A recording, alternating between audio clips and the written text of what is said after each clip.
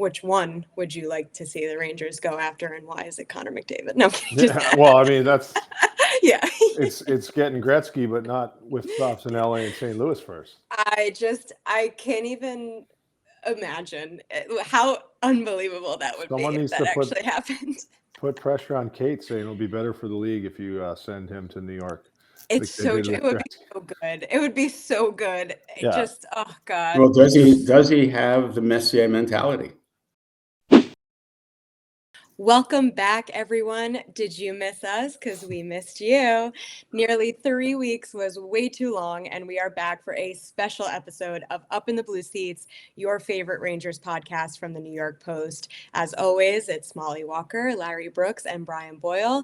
The gang is back and ready to dive into a unique project our Hall of Famer Larry has been working on for a bit. I think you guys are really going to like this one. It's called How to Fix the Rangers, a 3-part series. And you can find it at nypost.com/sports plus. You have to be a subscriber to read, but once you do, you'll have access to all of mine and Larry's columns, newsletters, and exclusive inside information about the Rangers. We also have my subtext channel that you have to subscribe to get real-time updates and links from me personally straight to your phone in text message format. You can only get this kind of access on Post Sports Plus, so head on over and join in on the fun. All right, so before we get into this, let's give everyone an update on the Rangers cap situation before we discuss, because that is part one. They currently have just under $8.7 million in space with a 19-player shadow roster that includes 12 forwards, 5 defensemen, and 2 goalies. That does not include RFAs Keandre Miller, Zach Jones, Matthew Robertson, Will Cooley, Matt Rempe, Adam Edstrom, or Arthur Kaliev, but it does include Gabe Perreault, Brennan Othman, and Carson Soucy. Okay, now, Larry, the first part of your series entirely focuses on the cap, leading with the notion that Rempe and Cooley are the most vulnerable to being offer-sheeted by another team. Do you feel that that is a realistic possibility, and how would that affect the Rangers and their decision-making going forward? Well, the situation is so tight that I do think they're vulnerable to offer sheets. Last year, they were weaponized by the Blues against Edmonton. Edmonton had every opportunity to match. They didn't, and they lost 2 players. And so that's why the offer sheet has come back into conversation. And it's generally an overlooked piece of the puzzle. Teams are generally don't succeed, and then they're afraid of retribution. We had that with Montreal going after Sebastian Aho a number of years ago, which was a strange offer because it was designed to be matched, the way it was formatted, it seemed. And then the next year, Carolina came back and got Kotkaniemi from Montreal. So there's a lot of that. I think that it's a legitimate tool. I have always believed that offer sheets are a legitimate tool. It's not only a competition on the ice, it's a competition in the front office. And if you have a team in a vulnerable spot and you're able to exploit that, I think that's a legitimate tool. The common wisdom is that Will Cooley is the most vulnerable because the Rangers really have very, very little space here. If their current roster remains intact, and that means Chris Kreider is on the team, that means Mika Zibanejad is on the team, right? So we're starting with Kreider 6.5 and Zibanejad's 8.5. There's very, very little room for maneuverability if they're both on the team. And Will Cooley is a guy coming off entry level who made a splash. He's a legitimate big time. He's a legitimate top 6 player whose room for growth who has a lot of room for growth to become an upper echelon player. But I think I actually believe that a team would have to offer Cooley so much, for the Rangers not to match, that it's a little unrealistic. Like a team would have to come in with 7 years at 7.5 or 7 years, and how many teams are going to make that kind of a commitment to Will Cooley, who is a nice player, but he didn't score 40 goals last year either. But I think Matt Rempe is the most vulnerable player here to an offer sheet, because if a team, and I'm saying a team in the West, that has a ton of cap space, and Calgary has a ton of cap space, San Jose has a ton of cap space, Chicago has a ton of cap space. If these teams value Rempe more than the Rangers have, then I could imagine a 3-year offer of 2.4 for Matt Rempe, which is probably twice as much as the Rangers have budgeted. Now, would the Rangers then match on a 2.4? I'm not so sure. How much do they value Matt Rempe? We don't know. How much does Mike Sullivan value Matt Rempe? We have no idea. But that's the target. If I'm a Western team, or if I'm a team and I'm looking and I value Matt Rempe, what he can bring, I'm giving him an offer sheet. Now the Rangers can sign him before July 1st. So we'll see. I wanted to ask you, Brian, just from a player's perspective, and I know it hasn't really been that big of a thing, as Larry alluded to, but how do the players view the offer sheet game? Well, it depends on the group, really, and there can be some hurt feelings if you sign the offer sheet, because in your own group, because you're looking at it, you're going to leave us. And Yeah. Look, it's not like that ever, and every agent's going to say sign the offer sheet, and players on different teams want everyone to sign the offer sheet. Everybody eats, so to speak, but it's very few guys have been offered that. It's in the rule book, so it's not dirty pool. It's not a clever way to circumvent anything. It's literally right there. It's just taboo for whatever reason, or has been in the past. Now, Yeah.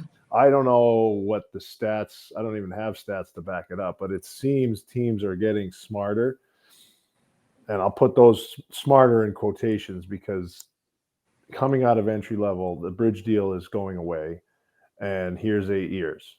And I think most teams in the league have been victim to that. I think the Rangers have been victim to that sort of new age way of doing business with younger players. 8 years for Lafreniere is not looking great now. It's super early, but I thought it was a great deal when they signed it. So, we'll see what kind of player comes back in the fall. But a lot of teams have kind of gone that way, and with the idea that, no, we don't want to lose them.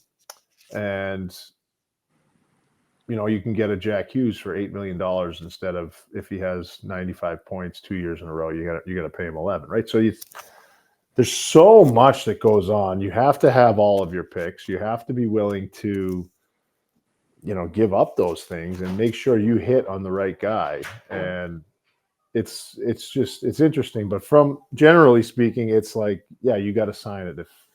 If the deal's there, you have to sign it. Right. Well, I understand how a second contract that may be an 8-year deal for huge money. We're talking 7, 8, 9 million a year. I understand how that second deal may save a team money in the long run. We've got a guest. Oh my God. Say hi. Hi. Hi. That's Isla. She comes in to a lot of these. Can you go see Mama now? No. No, she needs to hear me. Yeah, she knows. No. This is, Go ahead, Larry. Continue. What do you think about the Rangers? Yeah, right? No. Maybe You gonna she help knows. fix the Rangers? Okay, go put some pants on. Honey. I love you. Aw. Aw. I kind of remember those days. Oh gosh. I remember those days. I don't know any other day. Those are all the days. That's true. Sorry about that. No, please continue. I've been waiting for a guest appearance like that. That's just one. There's one more running around. I understand how signing contracts like that as second deals might save you in the long run. But I also think that teams, and I've written this number of times for a number of years, teams give up the only time they really have leverage on the second contract is to say, look, maybe this is going to bite us in 3 or 5 years, but we need to manage our cap now. We need to manage our cap for the next 3 years. I'm not looking down 5 years. I want to manage a cap for 2 or 3 or 4 years, and we're signing you a bridge deal. That's it. We're offering you 2 or 3 years, and that's it. If you don't want to sign it, get an offer sheet or sit out.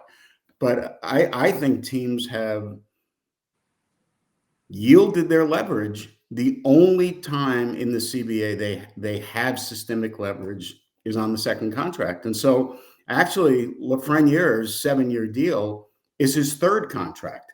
The Rangers have never signed a forward to a long-term second contract. I think that was the craziest thing I've read. They've done it a couple of times with defensemen.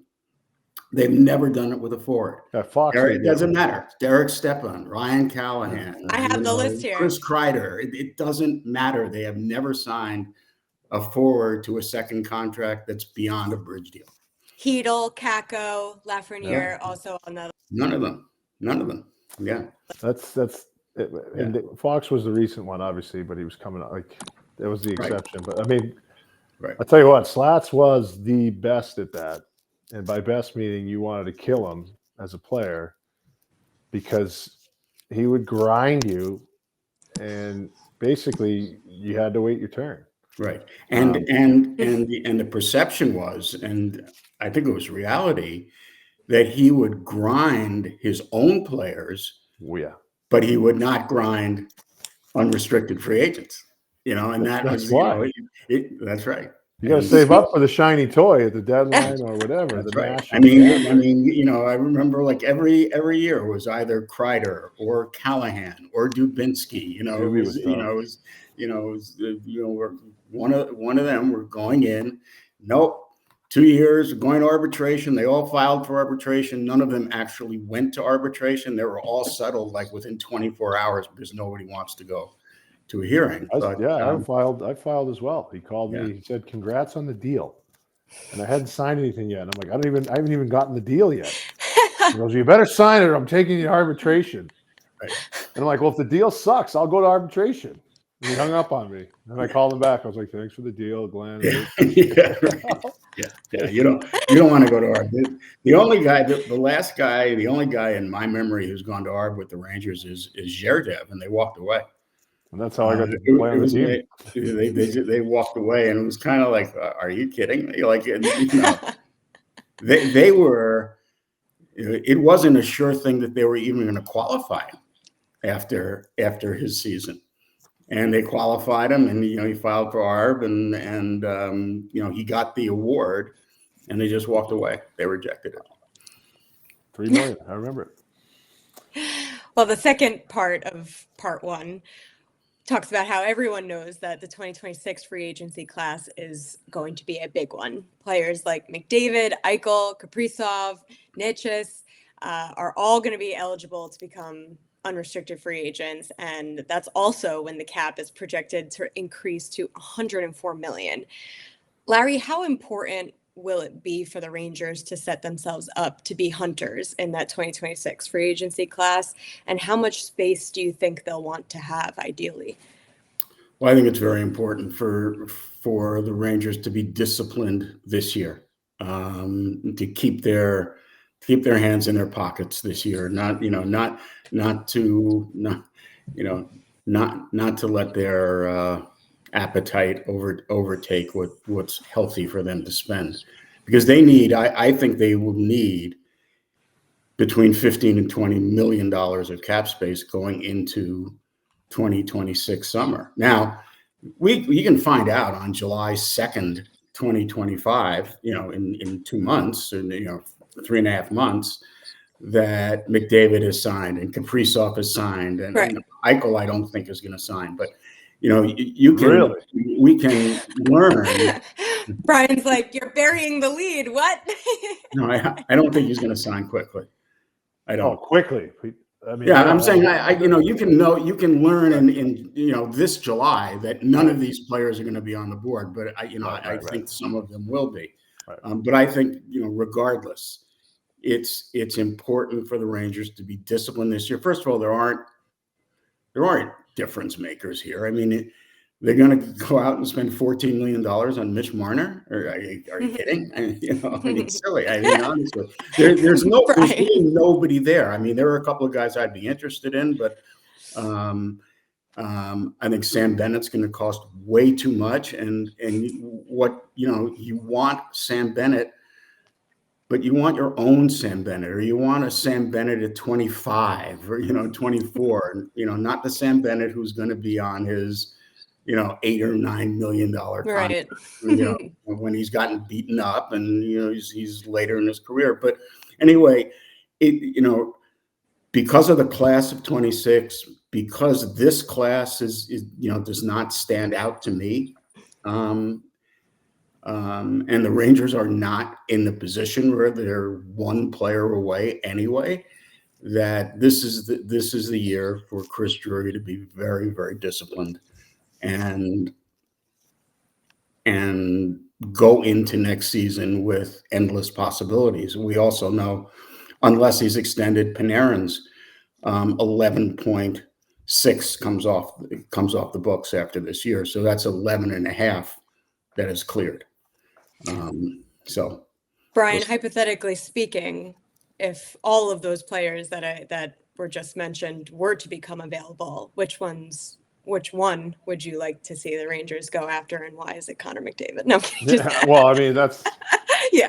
it's getting Gretzky, but not with stops in LA and St. Louis first. I can't even imagine how unbelievable that would be if that actually happened.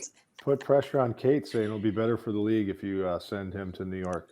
It's so true. It would be so good. It would be so good. Yeah. Just, oh God. Well, does he have the Messier mentality? Mm-hmm. You know what? I got to think if he hasn't won at that point, he is in the last series. He has shown me things that I always knew he was different, and he's a humble kid, and he's easy to root for as a player.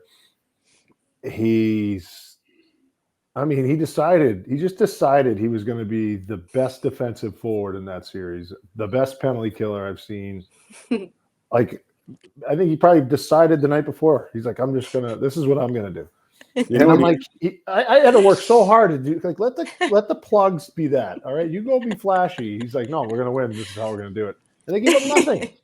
He also decided that after at least a decade, right, that or two, that the NHL was going to have best on best competition. He decided, and that was happening. That's it.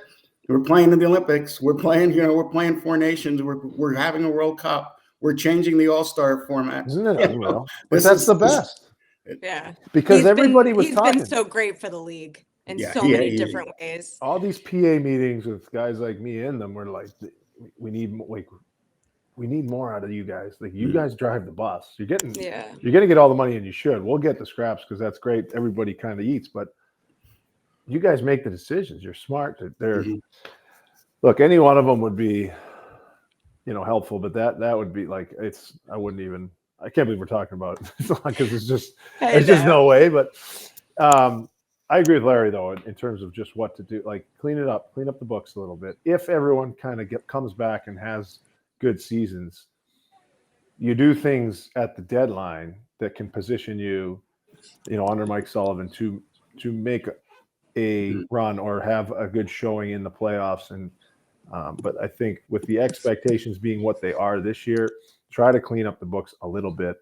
Try to figure out ways so you can, make your team better this year if you can. That's going to have to be internally. And then the following two seasons, you can look a little bit externally. It's never the way to go to just go buy new players, but I'm sure we're going to get into that shortly. The second part of this series focuses on the Rangers' drafting and developing ability. Larry, you mentioned how the 2017 draft marked the first of 4 straight in which the Rangers had selections in the top 10 each year.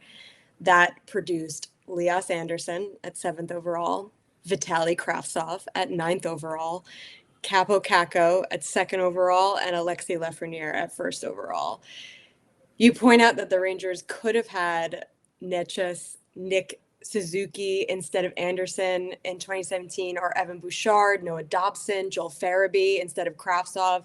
2 players who were just huge misses for the organization in so many different ways. The 2 actually combined for 8 goals and 19 points in 114 games, by the way. Larry, you also posed the question of where the Rangers are, of whether the Rangers are drafting the wrong people or have the wrong approach to development. Do you lean one way or the other when you look at it? And how does an organization go about fixing this? I think they've done actually a better job over the last couple of years of trying to identify where they went wrong on Anderson, where they went wrong on Kravtsov. There was a previous administration, and I think I do think when Drury took over in 2021, that was one of the matters that he wanted to deal with. Like, why are we missing? What are we missing here? Right. I don't think I don't know, because I'm not inside, but Right. There is a disconnect somewhere. There is a disconnect within the entire hockey operation between the staff and the New York staff, the player development staff, the personnel staff. There doesn't seem to be a consistency from top to bottom in how they view their young players, how they want to approach their young players, how they want to develop their young players. There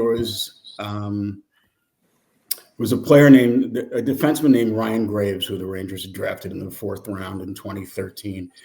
They were, and this was the stretch where the Rangers were a really good team in 13-14, 14-15, 15-16.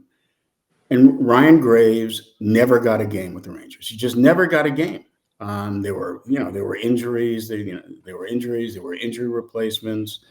The scouting, the personnel staff recommended he come up for a game. He never got a game. He was traded. He's now been he may not be an all-star, but he's been a solid NHL player now in his 7th year. Played, he's 7 years. He was traded for a minor leaguer. He never got a game. It reminds me of Matt Robertson, or Matt Robertson reminds me of, Ryan Graves. Matt Robertson was a 2nd-round draft pick. He was in the organization for 4 years in Hartford. It took him 4 years to get a game. Games 81 and 82 last year When they were eliminated. They were done. After they were eliminated, after they had run through all these injury replacements, after they had traded for players, after they had gone out and traded a 3rd rounder for Carson Soucy, who now has, $3.25 million on his contract for next year. They don't seem to trust the players in their system.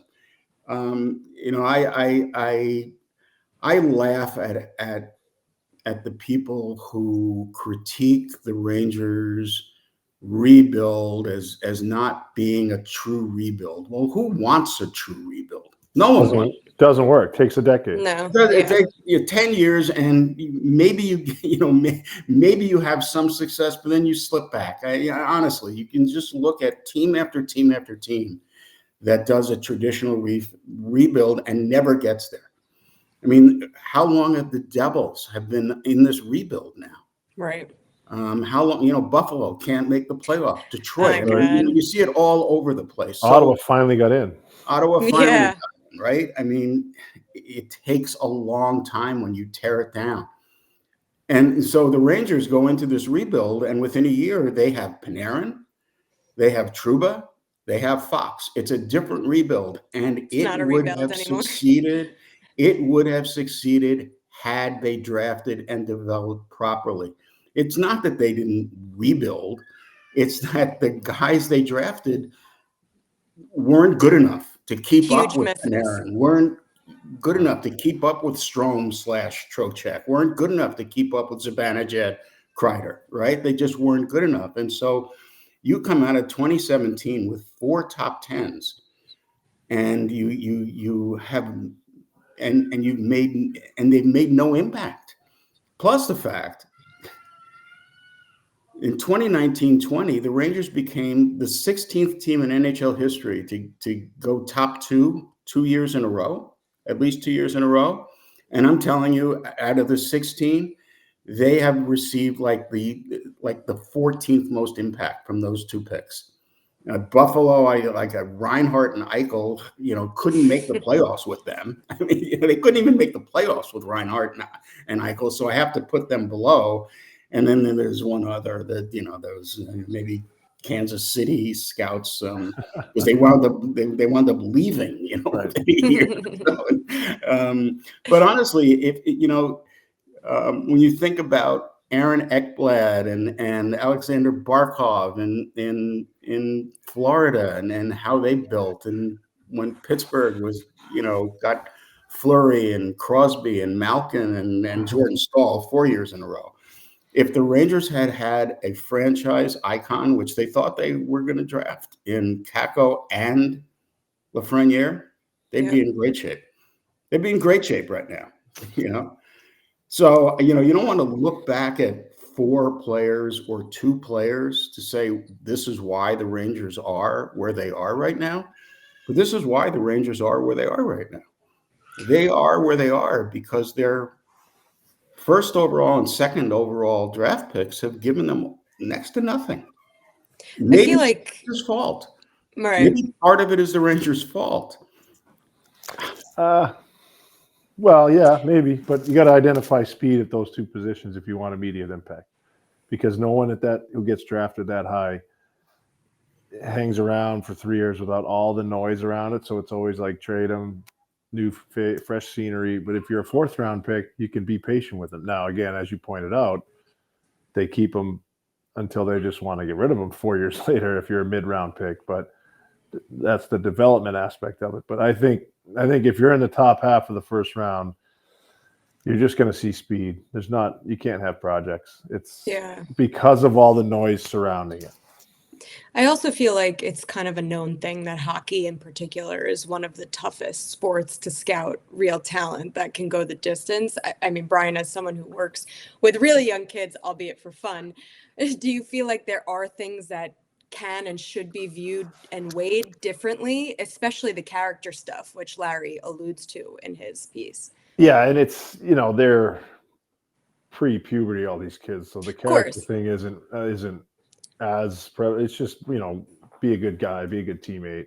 But what we've always looked at if we're doing evaluations during a tryout is hockey IQ. So It's like the skating ability, all those things they're in its infancy, even at 9-10 years old. How big are they going to be? You never know any of these things. We only really look at the hockey IQ. At this point, we kind of know it's a small world, the hockey community. So how are the parents' character and how's the kid's character is well known before the kid steps on the ice for a tryout. But if you're, because I say tryouts, but you're kind of evaluating all year long and your team's 80%, 90% picked before the trials start. That's just the reality of hockey right now, which is it is what it is. But hockey IQ is a huge thing, and if you can understand, like if a kid's played in Europe, right, and he's played on one team his whole life, I think like Victor Hedman's a good example. He played for Modo, their little youth program, and then their junior program, and then he was on Modo, and then he went to the Tampa Bay Lightning. Big boy, good skating defenseman. They bet on his skating ability. And he even took some time. He looked out of place at times in his first 2 years playing in the NHL. Obviously, now he's a Hall of Fame defenseman. But how much goes into, like, what adversity has this guy been through? He's been on one team. He's lived in one. Is he going to be homesick? There's so many things. There's so many variables. And then it's like, it could be a North American kid. It could be a European kid. Like, what happens when he has money and girls are chasing him? Mm-hmm. These are all things like you can 100%. You can take the test and say all the right things on your character test, but now there's a decentralized draft. I don't know. I'm interested to look 5 years down the road and look back at this draft, because these teams don't have that one more chance to look at the 2 or 3 guys they really want and evaluate whether or not they check all the boxes, including, the character and the drive and how badly do you want to be here. Well, I've written a number of times, I've said a number of times that I thought the biggest mistake that the Rangers made with Kakko was not having a veteran Finn on the roster when he came over. I didn't understand it, and I mentioned it a couple of times to people in the organization, and they said they didn't think it was necessary, but he was such a singular figure that year, and then it was like his first couple of years, right? And he was alone. I don't want to say he was lonely, because I don't know if he was lonely, but he was alone so much of the time. And David Quinn, who was his first coach, who coached him his first couple of years in the league, talked about how it was unfair to compare him to Jack Hughes, because Jack Hughes was an American. He was playing yes, he had a transition to make from the U.S. national team to the NHL, but he was crazy.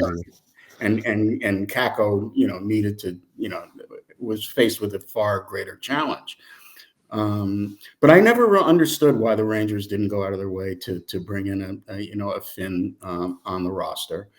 But where were you, Brian, in 1920? You were in New Jersey at that point? I was in Florida. So I don't know how much of the Kakko, how much you were aware of, the chatter going. The hype was he could be better than Jack.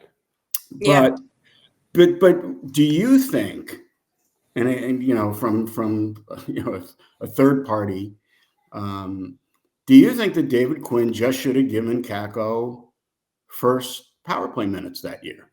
Should he just said, go play? Well, instead of holding him to the standard, like you have to earn your minutes. You have to know how to play 200 feet. Right. Or should he have just said, you know what, you're our second overall pick. We're in a reset situation now. It's our first year of a reset. Why not? Yeah. You're going to play 22 minutes a night, and you'll learn from that. Yeah, that's who did that? You know who always did that?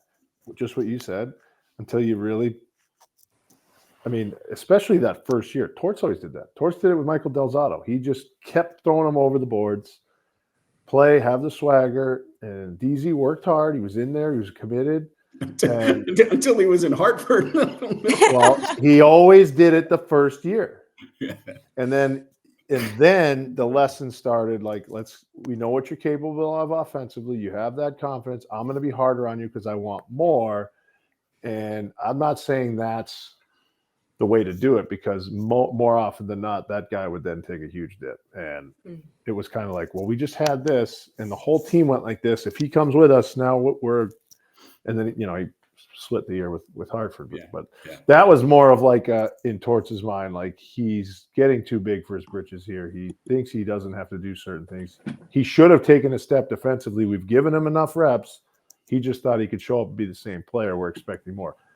But giving them that runway where it's we're not contending for the cup right now, unless the kid doesn't want to listen defensively, isn't committed, is turning in his D zone, isn't stopping, is shying away from the non-negotiables, he's going to be held to a different standard than the veteran guys, because, well, he's an 18-year-old European kid. He's going to make more mistakes than you, but his ceiling is way higher. So we're going to just let him fail a little bit more than we're going to let you fail, because you should know better, and you're never going to be as good as he potentially could be. And then all the while, that might make the kid feel better and start empowering him to get more proactive, and tell him, hey, you're going to be a leader. Builder. Yeah. Or you're going to be a leader on this team at age 21, 22. This is what your progression is going to be like. We drafted you second. That's how these young captains come up. You see the Landeskog's and you see Barkov, you see all these kids. take ownership of your team. I don't care what your birth certificate says. And you know what's so interesting about that too, and again, we're talking about different personalities, and it's not a one size fits all league. Right. It's not a one size fits all world. But how the Rangers then, a couple of years after, kind of blocking Kako and even blocking Lafreniere from top 6 minutes on the left side, because they had Panarin and Kreider on the left side. So, but you remember, or you may not recall, but Mollie does. A couple of years ago, the Rangers held a top six right wing spot open for Kravtsov for months. For months, they begged him to take that top 6 spot, and he wouldn't. He couldn't. He would get hurt like two shifts in, then he'd be out. That start to that season was insane. He'd get hurt again. Then he'd be scratched for 4. I mean, then he'd have dental surgery, and then it was everything. It was everything under the sun. But earning their minutes, which is the mantra. Kravtsov didn't earn a single minute of it, and yet he was, on there, out there, because they were trying to promote him. They were trying to. They wanted him to work. They wanted it to work out, and it failed that way too. So, it's not a, I think they just haven't found the sweet spot. They just have not found the sweet spot when it comes to developing their players. Now, Will Cooley has you can Cooley point to Will Cooley as a success story. I also happen to think that he hasn't gotten enough ice time. But look, if every Ranger prospect develops the way Will Cooley has and seems to be, then I wouldn't argue with that either. So much separates each kid, and that's like the other thing. You don't know. You just don't know. And I was 24 or whatever. I had to have a good season in New York, like my 4th year pro, to finally understand sort of what they were talking to me.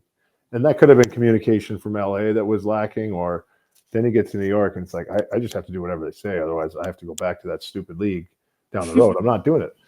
And then you realize like how much bigger it is. It's a paradox of like, you have to wake up and look at yourself in the mirror every day and be so selfish in everything that you do. And then like everything else is like the whole grand scheme of things with the team. So it's like, it's the ultimate team sport, I think. And you have to be, if you're not selfish with your own things, what you do in terms of your daily life and getting yourself ready and worrying about yourself all the time, you're actually being a bad teammate. And all the while having the understanding that other guys are going through stuff too, and try and build them up. So that character is probably hard to see. It takes a while there's not many kids that can come in and do that. That's why when there is one, you hear about it and all the media takes it and runs with it. But he should. It's unique, but it's a hard league. And then you're playing games where, I mean, Kako, you're the 2nd overall pick. You're going to line up next to me on the wing. You don't think I'm going to put the shaft of my stick right on your wrist bone and just start looking at you like I'm going to rip your eyes out? Like that's what you need to surround these guys with. Not just a Finn, a couple tough guys too. And I don't know. There's a lot that goes into it. It's a big giant puzzle. If you're missing a few pieces, it's pretty glaringly evident. Well, phrase 3 is ironically kind of a 3-parter with some other tidbits like what to do with Keandre Miller, but it explores a lot of the root causes of the issues this past season, I think. The first one being the captaincy, which is now vacant again with the departure of Jacob Trouba, and in somehow an even worse fashion than the previous 2, Ryan McDonough and Ryan Callahan. But the fact is, it is. And I'm glad to hear you say that, because I've been going around saying that because that's truly how I feel about it at this point.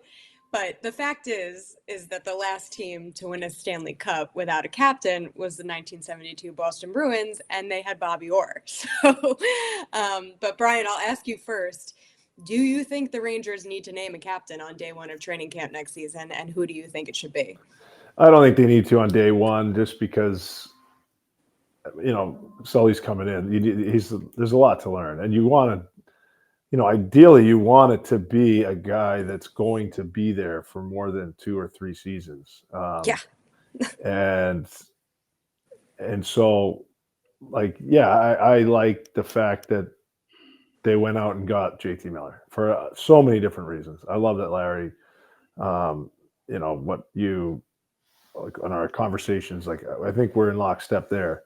The only thing I would just be a little hesitant to is you have to make sure it all works. You have to make sure everybody is pulling on the rope, and it doesn't have to be like, we're not talking about feelings again, but it doesn't have to be easy, or it doesn't have to be just super kumbaya and everybody's having a great time. We're smiling, we're hugging at practice. It just has to work so they can win games. It can be abrasive. It can be an abrasive guy. It can be. That's JT. That's for sure. Yeah, but it could be a quiet leader too, because you have some abrasive guys, and then that'll encourage more guys to speak up. You never know. Like, it works in Florida, but Barkey was a great. I can't really say a bad thing about Sasha Barkov, but when it wasn't going great in Florida, he worked harder. He played better. But didn't get the rest of the guys going, and they brought in Matthew Tkachuk. Like, when everything's going great in Colorado, it's because Gabe Landeskog is there, not because Nate McKinnon's going to rip your face off because you either had a cheeseburger or you didn't see him. You had a on the back door, right? So there's difficult guys to play with when you understand that they're there and they're difficult because they want to win and they want you to be your best version of you. Everything works out just fine. You don't have to name them. You don't have to name him day one in camp. You got a lot. Sully's got enough on his plate right now. Larry, thoughts? Well, I would name JT Miller as captain on day one, and they brought him in to be the face of the team. Yeah, so name him the captain. Give him the letter.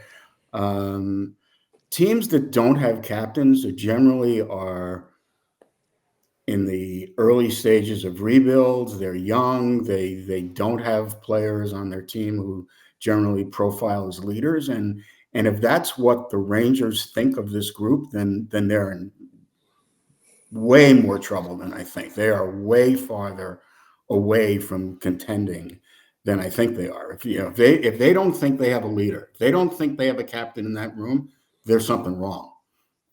So I do believe that JT Miller should be named captain. Like, he's the jagged edge face of the team. I mean, they want, and if players don't want to follow him, then they should get out of the way. I mean, and what I would do is, and I understand this is not meant as an insult to anyone, but I would name Trocheck and Fox as my alternate captains, and that's it. One captain, 2 alternates. I understand that Kreider and Panarin and Zibanejad have been wearing the A. Sorry, Well, what if you want to re-sign? A, What if you want to re-sign Panarin? You might have to keep the A on him. Something tells me that he might doesn't not really care. Yeah, like, just knowing Artemi, something makes me think that it really wouldn't bother him that much. Yeah. But that's also just kind of my assumption, knowing the person. But I also was going to say, I think Trocheck should be an option for captain too. I just feel like he's a little bit more of a soft, if they wanted to go a little bit more of a softer approach. But I also think we saw from him this past season that he wanted to step into that role. He did things and said things that kind of alluded to him, ushering toward a potential captaincy, I think.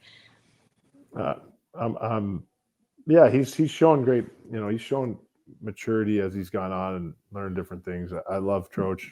I love JT Miller too. I wonder too if, you give him the C with JT. The pressure that comes with that. I don't know. I wonder if he'd just be like, like me? All right. Because I don't think he thinks about it. I don't think he cares about it, which is what you'd probably want. He goes about his business a certain way. He wants to win games. It adds a responsibility for sure. Yeah. Like, the C is a lot bigger than the A because of all the different things, and on off days, and at charity functions, all these different things. The media obligation. Yeah, it might open him up. I mean, he's fine with the media obligation. He went through that circus this year already, and then came to this circus. So, but I agree. Like 6 different guys with A's. I don't know when that all started. That's what they've been doing. Yeah, I know, but it's not just them. And on some of those young teams that Larry was alluding to that are in a rebuild, sometimes they name the captain at 22 years old, and it ends up just eating the kid alive. This isn't that, because the Rangers aren't that. They are a veteran team. That's a scary place to be. A veteran team with cap problems that seems to need another retooling. Yeah. And one of the other aspects was, as we saw with what happened with Jacob Trouba and Barclay Goodrow last offseason, it's absolutely imperative that nothing pours into the room this season. And while, last offseason, the issues were with Jacob Trouba, this offseason, it potentially could be Mika Zibanejad. So, Larry, what do you think is the smartest course of action for the Rangers to take when it comes to getting back on good footing with Mika Zibanejad? Well, I think there needs to be, and maybe there was. I wasn't able to find out. Maybe there already has been a heart-to-heart, but between Drury and Zibanejad. Look, Mika Zibanejad's in control. He has a no-move clause for the remainder of his contract. If I'm Drury, I want to find out whether he wants to be here, not because that's what the contract says, because he wants to be here when the Rangers ride down the Canyon of Heroes. Does he want to be part of the solution? If I'm talking to Mika Zibanejad and I say to him, "Why do you want to be here?" That's what I want to hear. I don't want to hear because that's what my contract says. Right. Tough one. Right. You don't want to hear that. Right. No. And I would suggest, if that was the answer, I would suggest that this is leading to unhappiness on both sides. And, so, but I honestly don't think that would be, I do think that Mika would say, look, this is my home.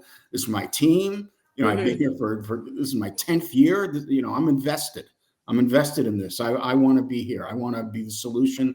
The way I was the solution when we turned it around in 2018, I want to be the solution when we turn it around in 2025. And then if that's the conversation, I'm dropping it.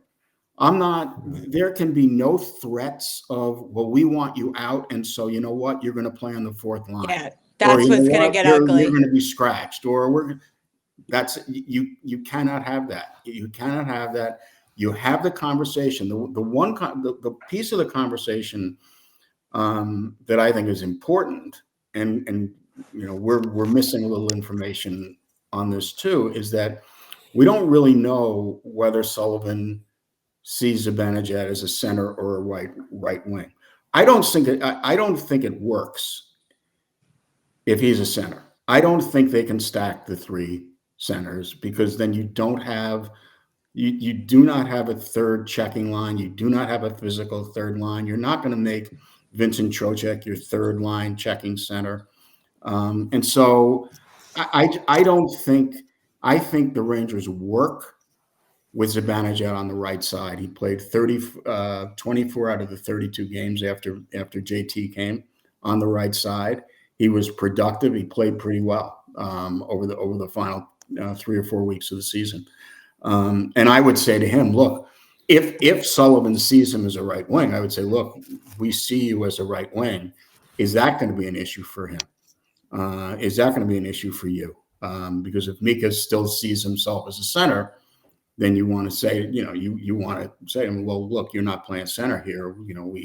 Unless there's an injury, it gives us good protection. Yep. The other part too about the Zibanejad is that let's presume that Zibanejad is here. I think the Rangers have the right to ask that he come to New York early in August and do his training regimen in the New York area, not show up late August, early September. He needs to change his conditioning program. You cannot have the same conditioning program at the age of 32 when you are age 26. He's playing against bigger, faster, stronger players every year. He needs to change his regimen. I think that there are other players on this team who need to come to New York. And I think the hierarchy has the right to, I know there are CBA issues. You can't. Yeah, they actually don't have the right, but they can.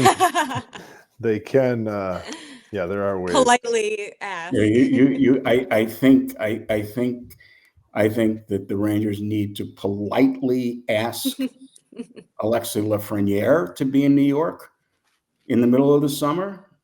And I would like to see, Adam Fox do a little more. Of course, he is in New York, in the New York area. But I think the Rangers have to become a lot more serious about their off ice over the summer. And I think there needs to be I think the organization needs to push it as far as it can. I don't know how there's not a ringleader. Look, I'm hopeful that they have a bad taste in their mouths and it lasts a long time. I'm hopeful they have pride in not only just themselves individually, but collectively, where they can tell each other and talk to each other. Like, this is never going to happen again. We're not going to go through that again. Yeah. Let's get there early and show. Get to work. But not even that. Like, if you're showing up August 1, especially when your season ends in April, you better be shredded and ready to go. Like, if camp was starting tomorrow, you'd be ready for it. And then, it's competition. You're in the gym pushing each other. Like, we had a great workout group in Foxborough, Mass. All those years that I worked out up here, because we were competing against each other. And then we go on the ice and we would compete against each other. And there was not every day was just like a good skate and then you sweat and then you take a shower and leave. There were FU matches. We're getting after it. And there was a change every summer. Something was tweaked. Something was pulled out, like the back squats. You're out of here. You're too old for those, Bri. We're going to do some of this stuff. And it took longer. And the 2-hour workout, 45-minute skate was like a 45-minute warm-up, a 2-hour workout, a cool down stretch, go see the physio, and then skate for an hour and a half, because it's I'm not going to survive. I'm barely surviving as it is. So we got to change things. And then you see guys come in who are an all-star and had 80 points that year. And I'm like, that guy's working harder than me today. And he's got 5 years left on his deal. What am I doing? And that's how it just kind of breeds itself. Healthy competition. Yeah. If he's working that hard, what am I doing? And and they all just kind of go their separate ways. Hopefully you're right, Larry. I think that would be huge for that group. Hopefully there is a little pressure. It'd be a good idea to get in here and start fresh, get to know Sully. Will be down there, I'm sure. Extremely hard worker. Whoever's down there, he'll get to know. A captain would be able to wrangle the boys. The team can't, but a captain would. Yeah. You don't have one of those yet.